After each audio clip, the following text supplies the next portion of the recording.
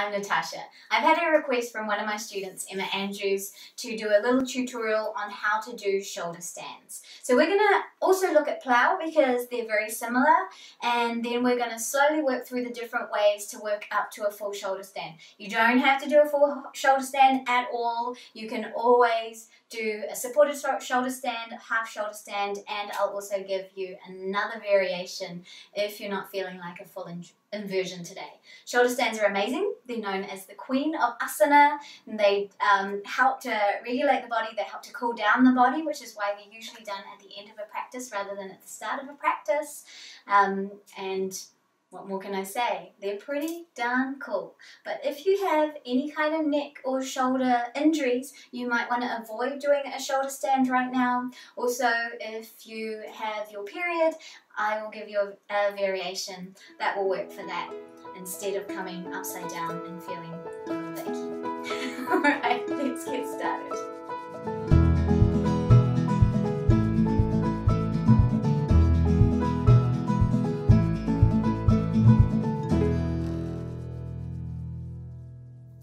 Some of the things that get in the way of being able to do a shoulder stand is actually tight hamstrings, tight lower back area. So doing some stretches to actually help loosen that out will be very beneficial. So I've got a blanket here. You can use any kind of blanket, roll it up, give you a nice decent thickness. Maybe you need two, depending again on what's going on with the legs. And especially if when you're sitting up and you feel a little rounded here, then you're going to definitely have some issues trying to get up into any kind of shoulder stand, headstand, even plow. So sitting on the edge of the blanket, let the hips drop down low. We're just going to stretch out the back of the legs a little bit with a little forward fold. If you can't reach the feet, go ahead, grab a strap and use that. Just inhale, find length through the body. Exhale, come down. Inhale, lengthening. Exhale, come down. If you can come all the way down, rest down there. It's a super satisfying stretch. If not, just stay up high, using your straps if you need to, looking for length through the body. You can also use a blanket, whatever is at your disposal, and just look for length. Breathe into it. We're looking to release out the lower back area and the hamstrings as well.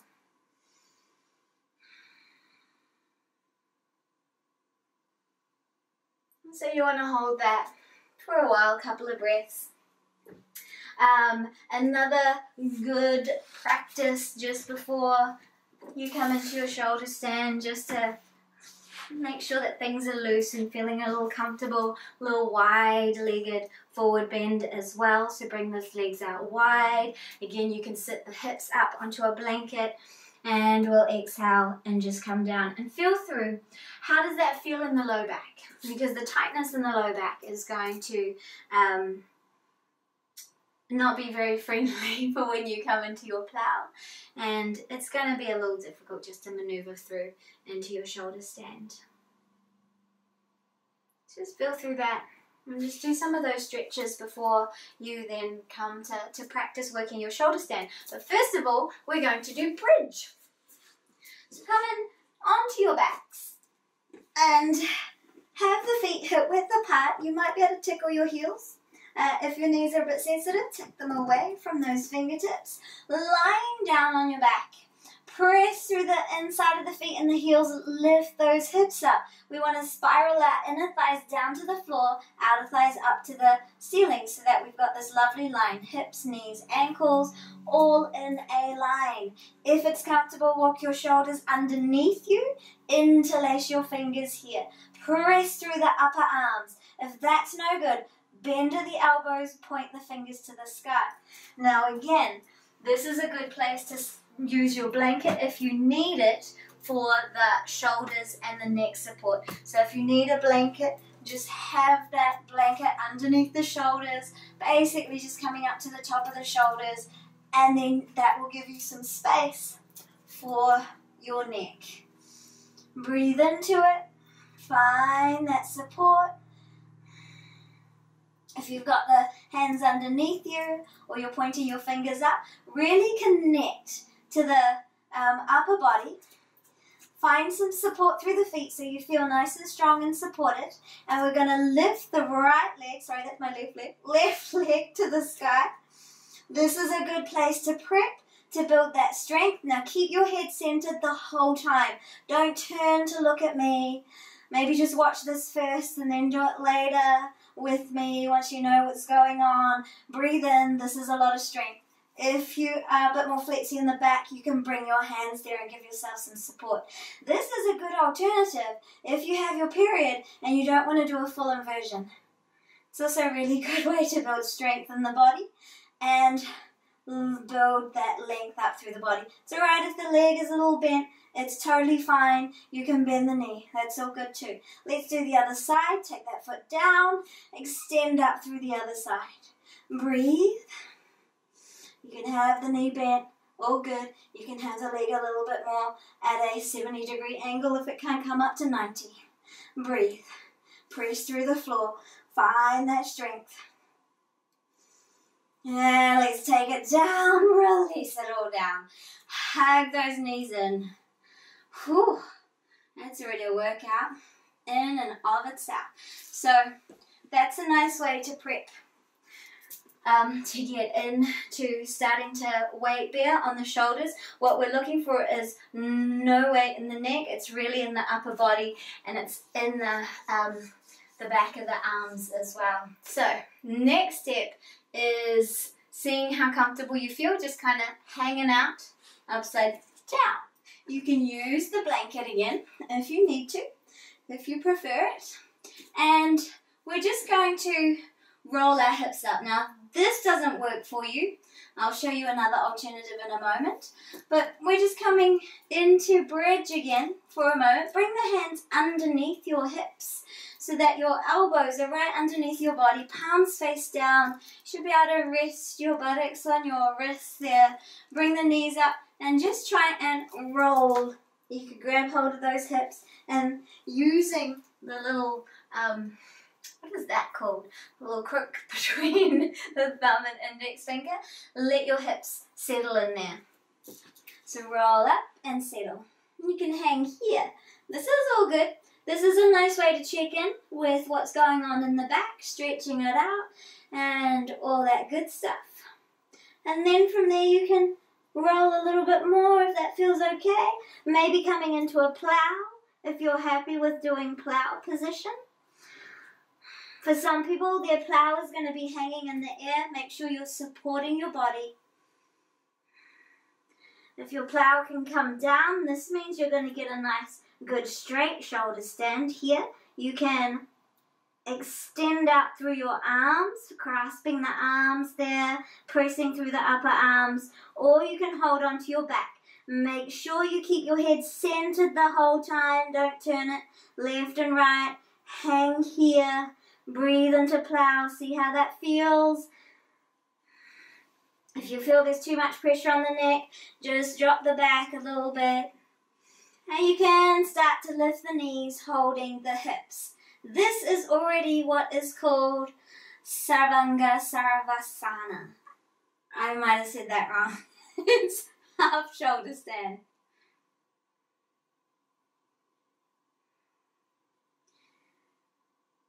Alright, let's roll down, release. Before we come up, bring the hands underneath the head and just draw your chin up towards your chest, elbows towards your knees, just to release out the neck a little bit. That's one level. Next level up, if you are feeling like you're not very confident with taking the legs over into plow even, you can use a wall or a chair.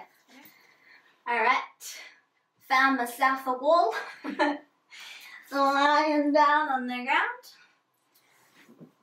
and you can roll up, find the wall with your feet, and so that you can support yourself, you can start to walk up the wall a little bit, looking for some support here.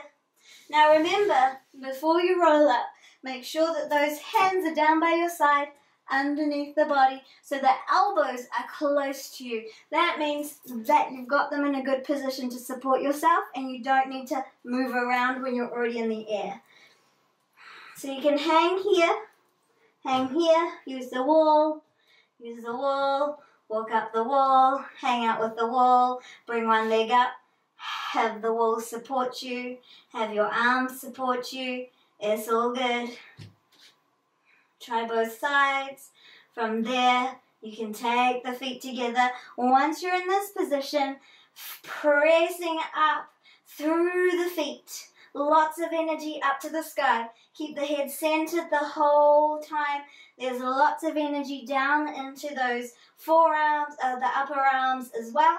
So here is a perfectly good shoulder stand. You can also soften the hips and come into a half shoulder stand again.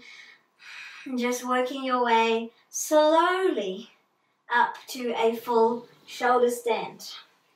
Once you've got that working for you, you want to bring the hands underneath you, roll up, and we're really rolling up so that we can get a little bit closer of stacking those hips over the shoulders.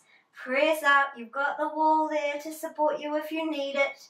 You can start to bring the feet together. You don't need to use the wall at all, but just in case, if you want it there. Lots of energy to the sky. The chest is coming towards the chin.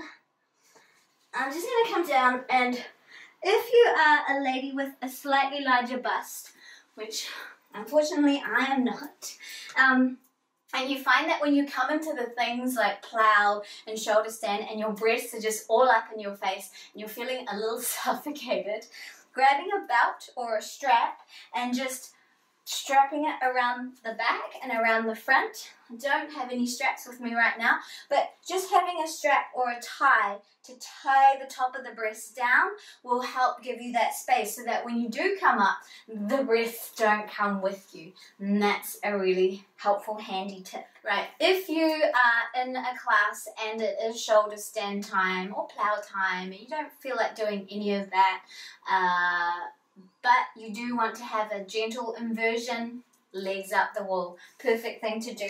Just scoot yourself right up close to the wall, roll yourself up, and there you are. Legs up the wall, perfectly good. Now you can also use this place to practice that shoulder stand as well if you're not feeling comfortable with the balancing on the upper body. Bring those knees down.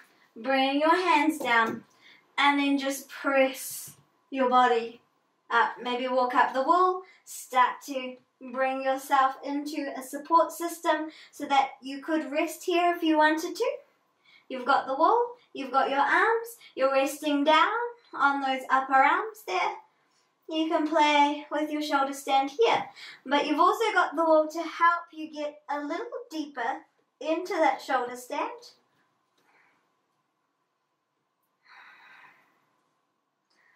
Just gazing up at your toes, lifting the energy up towards the sky, and we're lifting up through the balls of our feet. Keep the feet together. There's lots of energy there up through the inner thighs. Breathe and lengthen. Make sure that the neck is comfortable. The weight should be on the shoulders and the upper arms, not into the neck. And again, you can always have the support of the wall if you need to. You can soften the hips, half shoulder stand. That takes pressure out of the neck area, and it just helps you get familiar with the energy that's going to be coming into the upper arms. Gently release yourself down, nice and slowly. Release the shoulders. Interlace those fingers, bring them back. Draw the chin in towards the chest. Release. Roll out. So there's a few different ways to practice and get into it. Now once you've done a bunch of shoulder standing, you're going to want to do a little counter pose just to release the neck and the shoulders. And the best counter pose for shoulder stand is actually fish pose.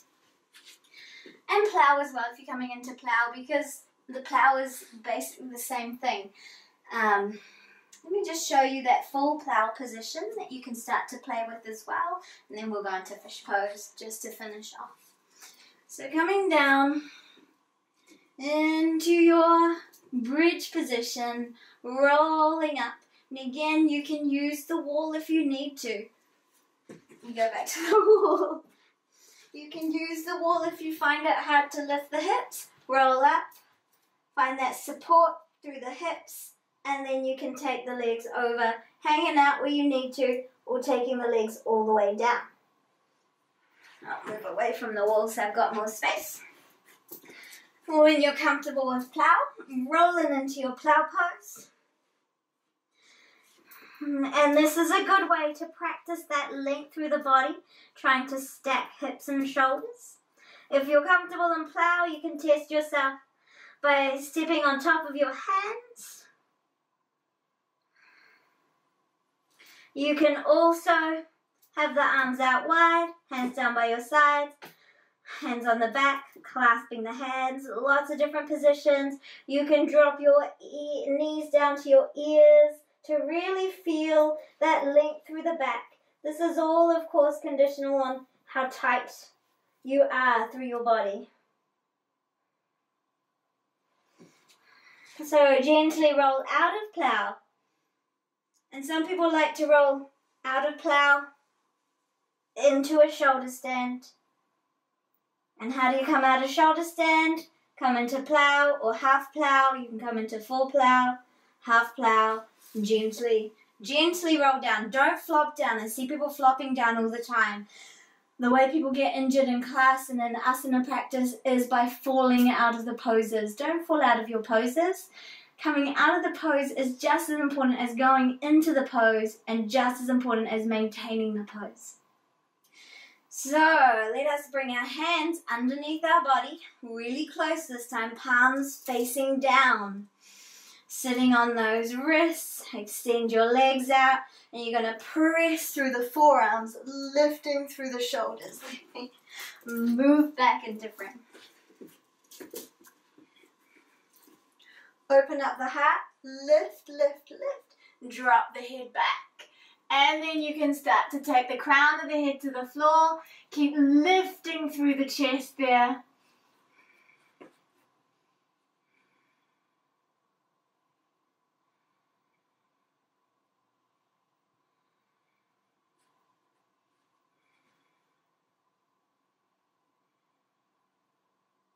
Lift the head. Release the body, release the arms. One last counter pose. Interlace the fingers behind the head, elbows to the sky, toes to your face. Draw the head up, look at your toes. And release down. Relax.